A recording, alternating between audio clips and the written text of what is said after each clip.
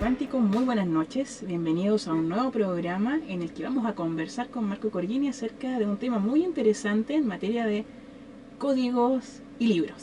¿Cierto, Marco? ¿Cómo Es así, estás? queridos amigos. Muy bien, Ingrid, nuevamente para iniciar una semana en este Club Cuántico y conversar con nuestros auditores y televidentes a través de YouTube acerca de un tema interesante. Después de 15 días en el que nos fuimos con un programa nuevo porque fue el día del censo, ¿no? Claro, y me tocó ser supervisor, fue una experiencia alucinante. Yo creo que debemos hacer un programa especial para tratar el censo, que se llame Censo Club Cuántico. Muy bien, vamos a considerarlo entonces para una próxima oportunidad. Como adelantamos, vamos a hablar un poco sobre códigos, los llamados códigos que se ven en algunos libros y que han provocado bastante polémica y mucho interés también de la gente. Específicamente nos vamos a centrar en la Torá, ¿cierto? Sí, en general vamos a hablar de un hecho bastante significativo y que se repite usualmente, y que es el hecho de que mucha gente absorbe información que parece científica muchas veces y finalmente no lo es, y la susceptibilidad que tienen a esa información. Recordemos un poquito qué es la Torá y Sí, cuál es este supuesto código que viene en el libro. Torá quiere decir, hasta donde yo sé, yo no soy un experto en judaísmo, pero Torá entiendo que quiere decir ley, y es el libro sagrado de los judíos, en el fondo. Generalmente, yo creo que eso es bueno destacarlo, estos libros, así igual que como el Corán, además de tener un aspecto religioso, religión viene de religar, que significa unir, es decir, de mantener cohesión en el pueblo, etc., a través de Dios o la deidad de la cual hable el libro, tiene que ver también con códigos morales y códigos no legales en el término tal cual lo conocemos nosotros, pero tiene que ver con códigos de comportamiento. Y en este sentido la Torá no es algo diferente. Lo que vamos a conversar hoy día tiene que ver con esto, lo voy a poner como un ejemplo en realidad. Sí. En el año 1994, si no me equivoco, un grupo de, no sé si eran matemáticos o estadísticos judíos, elaboraron un artículo que tenía que ver con la Torá.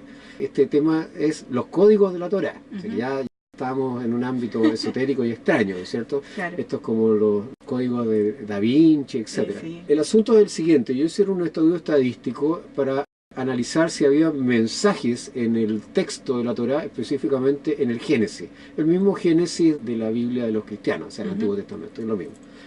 Entonces descubrieron, según ellos, ¿no es cierto?, ciertas correlaciones y ciertas frases que hablaban de biografías de los rabís, que en el fondo son los profetas o los sacerdotes que supone que escribieron esta Torá. Particularmente eran fechas de muerte, La fecha, ¿no?, de muerte, claro, tenían relación con eso, y de eventos en general. Ahora el asunto, encontraron, ¿no es cierto?, ciertas regularidades y aparentemente ciertas frases que estaban incorporadas en forma encriptada dentro del texto de la Torá. Y este estudio fue publicado en una revista de estadística muy prestigiosa. Por lo tanto, tenía además el respaldo de los pares evaluadores de la revista, etcétera, etcétera, y se le dio un cierto carácter científico por bastante tiempo. Produjo mucha impresión, sobre todo en el mundo judaico. Ahora, yo quiero decir que lo que voy a hablar ahora está inmerso principalmente en el mundo del judaísmo. O sea, las críticas que se le hacen a estos resultados vienen y provienen directamente del judaísmo y de practicantes de la religión judaica. Que, como digo, además es una religión en donde hay códigos morales, etcétera, que aglutina a este pueblo durante muchos siglos y milenios, yo diría. Ahora, lo importante es que el año 98, otro miembro de la comunidad judía, muy conocido en el mundo de las matemáticas, Barry Simon, que además es en realidad un físico matemático, y que es participante de la comunidad religiosa judía, hizo un análisis del estudio que habían hecho estas primeras personas y que fueron publicadas el año 94, tal cual mencioné.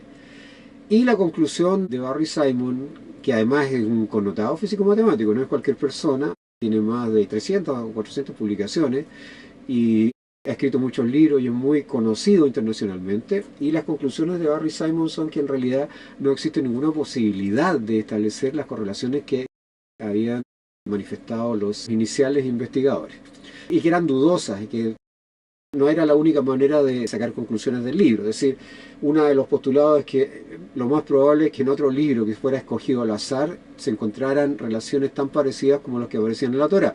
Y después se hicieron investigaciones, no Barry Simon, pero otros investigadores se dedicaron a escudriñar en otros textos literarios, específicamente en La Guerra y la Paz de León Tolstoy, y no recuerdo en este momento qué libro era Moby Dick, ¿no? Moby Dick, bueno, bastante diferente en términos de contenido y de objetivo, los dos libros, y encontraron también referencias que podían ser interpretadas como mensaje tanto del pasado como del futuro. Y en el fondo esto quería decir que si escojo una cantidad enorme de datos que están contenidos, y letras y datos y palabras que están contenidos en un texto, es muy probable, sobre todo que tiene que ver con la interpretación, Claro. que encuentre códigos y mensajes del pasado o del futuro. Pero eso depende más de la interpretación que uno haga. Yo quiero recordar un hecho histórico. Antiguamente los reyes y los emperadores, generalmente, estoy hablando de la antigüedad, recurrían a los magos y a los adivinos para tomar decisiones. Pero en realidad la habilidad del mago, del adivino, no consistía en adivinar el futuro ni recordar el pasado, sino que en adivinar las intenciones reales del soberano. Es decir, el mago, el adivino, finalmente iba al son del emperador y trataba de interpretar lo que el emperador quería, lo que él quería. Ahora, la pena por la falla del mago o del adivino era su cabeza. Y no fue una vez, sino que muchas veces finalmente el emperador o el regente condenaba a aquellos que le hacían los vaticinios a la muerte, porque el error no era atribuible a él, por supuesto, un ser divino, sino que a aquel que le había recomendado teniendo la expertise y la magia necesaria para hacerlo. Por lo tanto, esto es un poco parecido. Cuando uno escudriña, sobre todo con cuestiones de matemática y busca algoritmos, es muy fácil encontrar reglas y es muy fácil también acomodar esas reglas a los intereses propios. Hay un libro muy famoso de un autor que además es premio Nobel, que se llama Mika Waltari, que es polaco, que escribió Sinué el egipcio, y otro libro que se llama El Etrusco. El Etrusco es un libro muy bonito, además literariamente es muy bonito. Es la historia efectivamente de un etrusco, es toda su vida gira en torno, el eje de la vida del etrusco es el amor por una sola mujer que persigue a través de todo el mundo prácticamente. Pero lo interesante es que a través de la obra se va mostrando cuáles eran las características principales de la cultura etrusca. Y una de estas eran las adivinanzas. Entonces se creía que el destino estaba escrito y que uno lo que debía hacer era interpretarlo. Y por lo tanto, uno de los métodos que usaban era tomar piedras y usarlas para este efecto. Podemos explicarlo. El héroe de esta novela, que además es espectacular y que se la recomiendo a todo el público, bueno, la manera en que los etruscos adivinaban su futuro y realizaban sus acciones. Lanzaban piedras y unas conchitas al suelo y después tenían que interpretar las piedras y las conchitas que estaban al suelo. Pero es más o menos la idea del mago y el emperador. Finalmente lo que ellos hacían era interpretar su propia voluntad y seguían sus propios pasos y finalmente ellos construían su destino final. Claro. Era claro que la decisión que tomaban era una decisión propia que no tenía nada que ver con la posición de las piedras en el suelo. Hay otra obra literaria muy bonita y muy impactante por lo demás. Es una obra de teatro de William Shakespeare que se llama Macbeth, o Macbeth, en donde el héroe, si uno le puede llamar héroe a un personaje de Shakespeare, en realidad no es un héroe en el sentido literal o actual, recibe los vaticinios de brujas. Al principio de la obra, las brujas le dicen que va a morir, por ejemplo, cuando el bosque vaya hacia él, y va a ser muerto por un hombre no engendrado de mujer. Ahora Macbeth, además dominado por su mujer que tenía unas ambiciones de poder muy grandes, termina matando, asesinando al rey y haciéndose del trono. Lo importante es que si tú miras la obra te das cuenta al final que esos vaticinios iniciales son como profecías autocumplidas. Finalmente parecen ser más bien la obra de Macbeth que del vaticinio de las brujas. Es decir, uno construye indefectiblemente su destino a medida que va... Bueno, él asesina a mucha gente por lo demás, tratando de proteger su reino y mantener ese poder. Y al final de la obra, es muy interesante, interpreta, vienen los soldados del ejército enemigo a capturarlo o a derrotarlo y vienen todos con ramas de árboles ocultándole el cuerpo. Entonces eso es interpretable como el bosque que viene hacia mí. Y aquel que le clava la espada y lo mata finalmente es no nacido de mujer, porque la madre del autor de su muerte había fallecido antes de que a él lo sacaran del vientre de su madre, y por lo tanto no nació de vientre de mujer. Pero si tú analizas la obra, son los actos de Macbeth lo que lo llevan finalmente al final trágico que tiene. Bueno, esto se repite en la historia. El ser humano tiene esa tendencia a pensar que hay un destino escrito en alguna parte y quiere escudriñar y encontrar las pistas que le digan cuáles son los caminos, los derroteros que tiene que hacer. Sin embargo, si uno analiza la cuestión desde un punto de vista científico, es quizás todo lo contrario. Nosotros, indefectiblemente, en el momento, en el hoy, recordando el pasado que ya no está, ni el futuro que todavía no viene, vamos construyendo lentamente nuestra vida y somos responsables absolutos de nuestros actos y del final de nuestros días, a pesar de que la existencia es aleatoria. Y este tema no solo se ve en los libros, ¿cierto? En las novelas o los libros históricos, aunque, como decía alguien por ahí respecto a estos códigos, si tomas un libro de gran extensión y te pones a buscar en alguna orientación de las letras y te saltan una cantidad de letras, es muy alta la posibilidad, muy alta la probabilidad de encontrar palabras, mensajes. frases, mensajes, y además tiene que ver con la interpretación, o sea, cómo lo estás interpretando tú. Chuta, existen además muchos eventos históricos en diferentes fechas, entonces es fácil que aparezca de repente, no sé, la fecha 1895 y justo en la fecha 1895 hubo algún evento en el mundo que podría ser significativo y no sería difícil que tú lo relacionaras con eso. Es como la gente que vaticina permanentemente terremotos. Claro. Tenemos un caso especial de un brasilero que todos los días dice que va a haber terremoto y la gente está convencida, pero esto lo hace todos los días. No es difícil además que alguien vaticine un terremoto en Chile, en un lugar que es tan sísmico, o en Japón, etcétera. Pero eso no es ciencia, y yo creo que el mensaje es eso. No hay una manera científica de predecir esas cosas, como tampoco hay una manera de predecir el destino final que vas a tener. Yo creo que cada uno tiene que tener en cuenta que uno es víctima de sus propios actos y finalmente es como el hombre que está en la piedra y va construyéndose lentamente a sí mismo hasta que llega al final. O sea, de lo único que está seguro es que en algún momento va a desaparecer, pero eso es un hecho de la causa. Marco, ahora pasemos un poquito el tema de los libros, la literatura.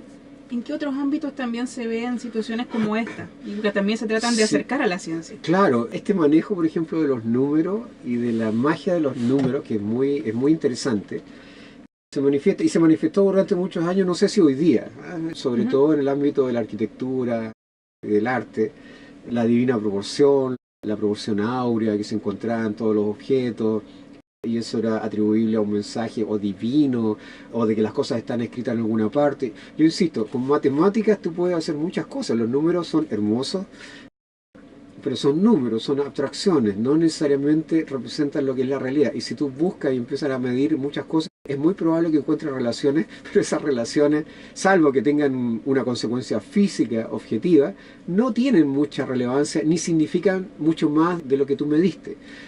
Atribuirle más características o más poderes a esas cosas es algo que no tiene absolutamente ningún sentido. Y eso es un poco la conclusión que sacan los investigadores que hacen después, por ejemplo, respecto de este asunto de la Torá. Porque se demoró mucho tiempo. No, esto estuvo discutiéndose mucho tiempo. El año 2004 hay una declaración de un premio Nobel muy famoso que también es judío, para que vean que viene de la misma fuente, esto que no es una cosa de sencillamente una cuestión religiosa, de ponerse una religión, sino que viene del mismo ámbito. Claro. En donde él declara que después de todos estos años y de poder haber estudiado, no se puede sacar absolutamente ninguna conclusión respecto de los estudios iniciales que se hicieron acerca de estos mensajes aparentes o encriptamientos en la Torá. Es decir, no hay ninguna razón científica para suponer que eso que se dice ahí, a pesar de que fue publicado en una revista de estadística prestigiosa, tenga algún sentido en la realidad. Entonces eso yo creo que es uno de los mensajes más importantes. No es el único caso. El otro día estaba conversando con alguien respecto de unos libros chinos en donde uno se puede ver el futuro, haciendo ciertos juegos de probabilidad, etc. Bueno, pero todas esas cosas amenizan la vida, la hacen simpática, agradable.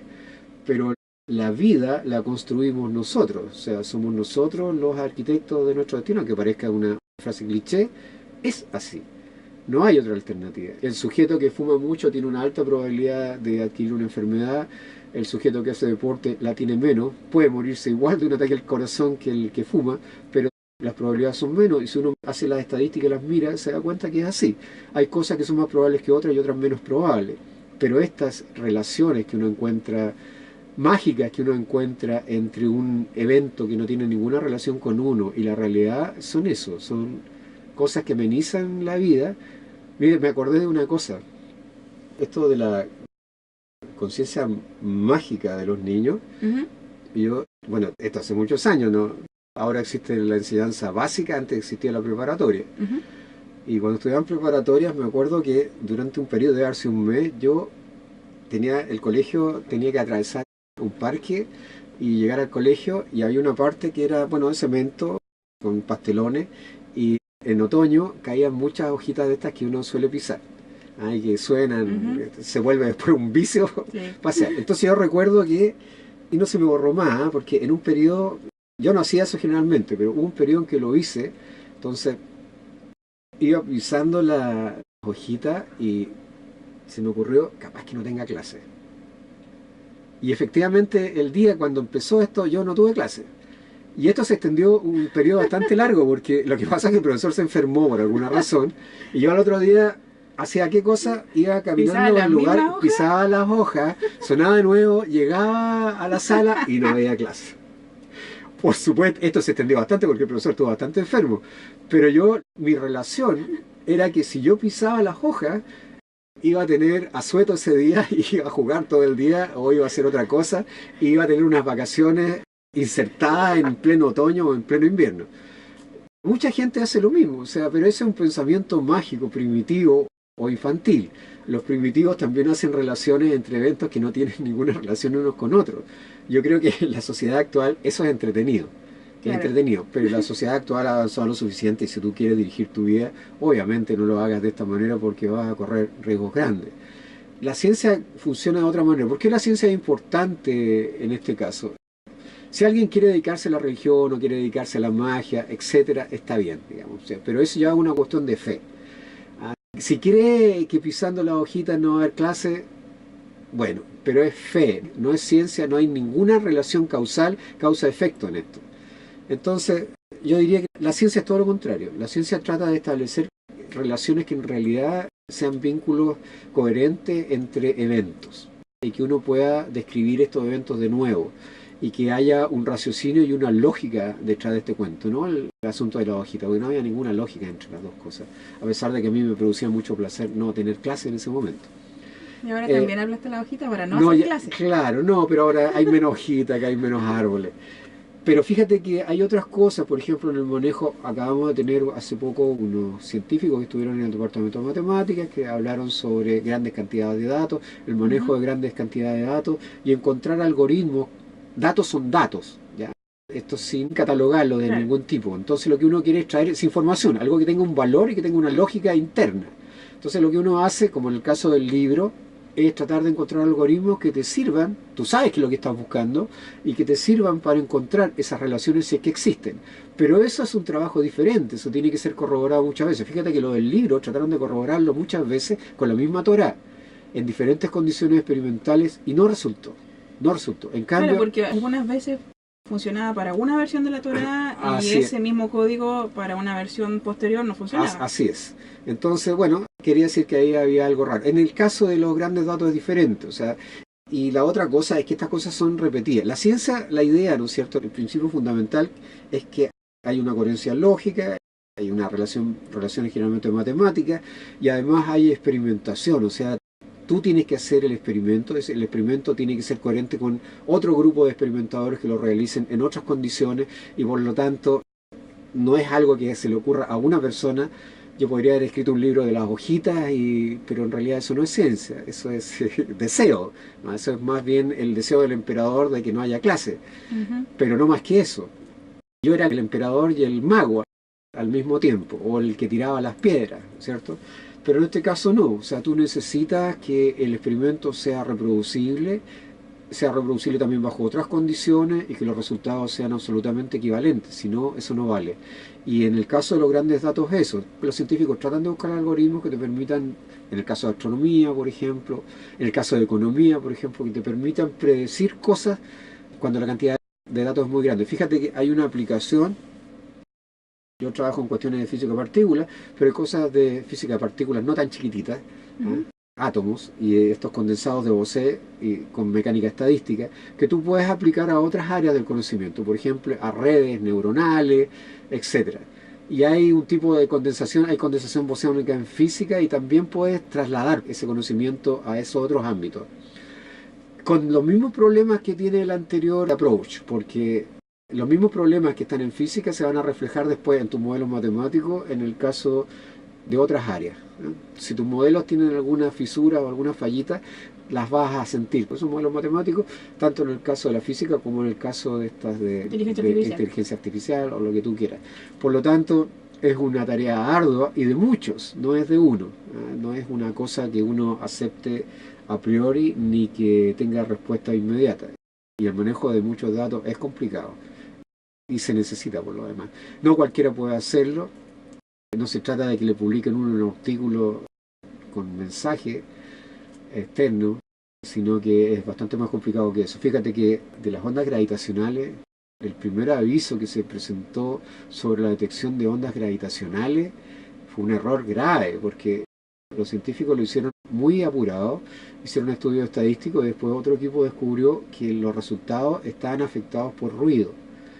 Entonces no eran válidos. Y eso significó, bueno, el apuro de los científicos significó bastante desprestigio para ellos, en términos de que un resultado que tenía que ser corroborado, experimentado, etcétera, y sopesado una y otra vez, no se hizo ese protocolo y por lo tanto se entregó un resultado que era falso.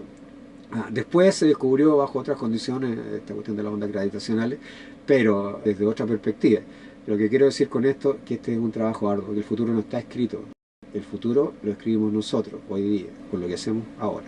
Perfecto. Vamos cerrando entonces el programa de hoy. Muchas gracias por habernos acompañado. Es un tema diferente, pero muy entretenido para conversar. Y por supuesto los dejamos invitados en 15 días más para que vuelvan a sintonizar Radio Universitaria FM a las 20 horas. Muy buenas noches, los invito de todas maneras a pisar hojitas en una de esas recetas y nos avisan. Muy buenas noches, nos encontramos en 15 días más. Buenas noches.